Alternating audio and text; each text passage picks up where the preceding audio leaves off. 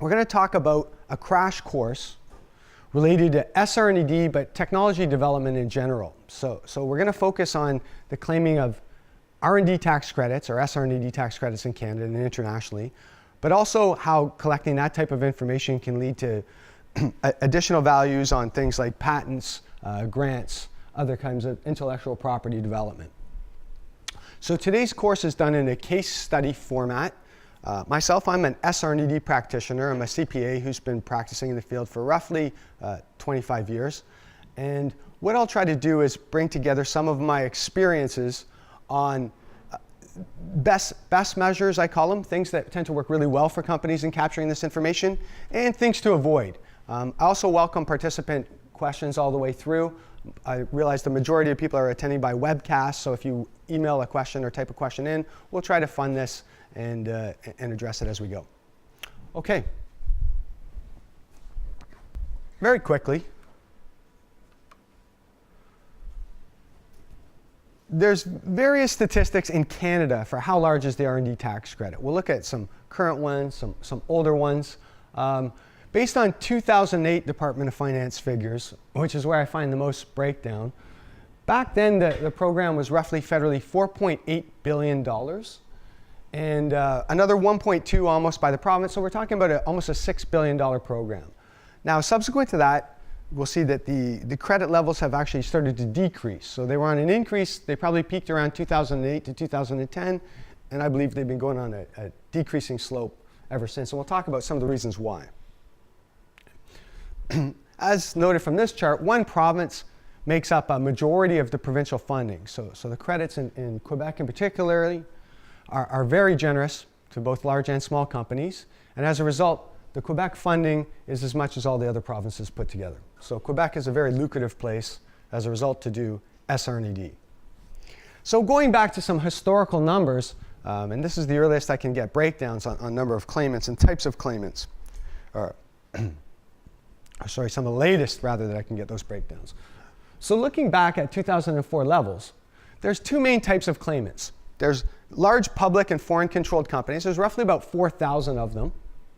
And they make up the majority of the actual costs claimed.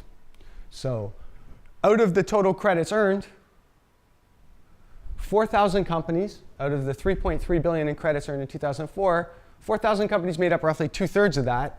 And all the other smaller companies, roughly 15,000 smaller companies, made up the other third. Okay? So the vast majority of the credits then, and I believe now, go to very large, the same 4,000 roughly large companies that claim year after year. And a lot of the new stuff comes with the smaller companies. There seems to be a lot of turnover in claimants these years, and we'll talk a little bit about that.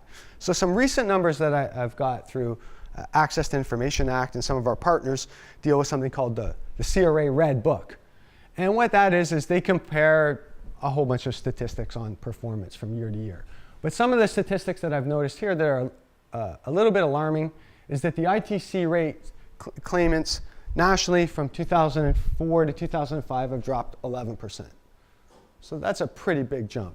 And in the Hamilton, in Ontario region, it's around 20%, and in the Hamilton area that we are, it's around 1/3. Okay? And we can talk about, we're going to have what's called a practitioners meeting this afternoon, where I sit with another 100 guys like myself who do the same type of work, and we're going to talk about why we think that's happening. And there's a lot of reasons that people are going to bring up and discuss about what part the government perhaps has had to play in this, and if there's serious problems with the system, and what can be done about it. So as we said, some jurisdictions don't seem to have a problem. So the total number of claimants in Montreal, again, seems to be going down, but the ITC claims, again, seem to be a little more stable there. Okay?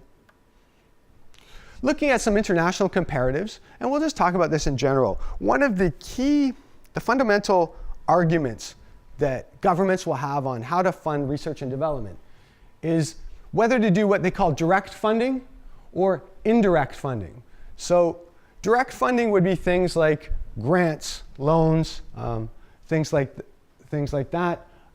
Countries like United States, Spain, Portugal, United Kingdom are pretty big on the direct funding. They would prefer to give you a grant, and this is a while ago. There's actually a huge shift in this where a lot of these countries are moving to the indirect model, and countries like Canada and Australia, who give little in the way of grants but give more in the way of the investment tax credits, can argue that that's a favored approach. There's strong arguments for each type. When you talk to business, however, most businesses appear to say that indirect funding is their favored.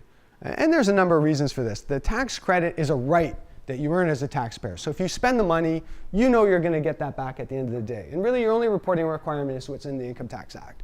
With a grant, it tends to vary. It's really at the discretion of the government official each year. It's not consistent. You can't plan on it year after year. It's not legislated. It's not really a right at all. It's more of a temporary entitlement. So again, when they talk to business owners, and they had a big study a couple of years ago, a commission, the vast majority of small businesses appeared to prefer the indirect or the tax credit funding as opposed to the grant funding. The statistics that they used were a study by the conservative government a little while ago, a Royal Commission, and roughly they found 80% of participants participated in the SR&ED program and only 20% in the grant program, which was called IRAP at the time, or National Research Council's IRAP program. No other grant programs really had more than 1% penetration. Okay, so looking really quickly, where does Canada fall on the list of overall funding?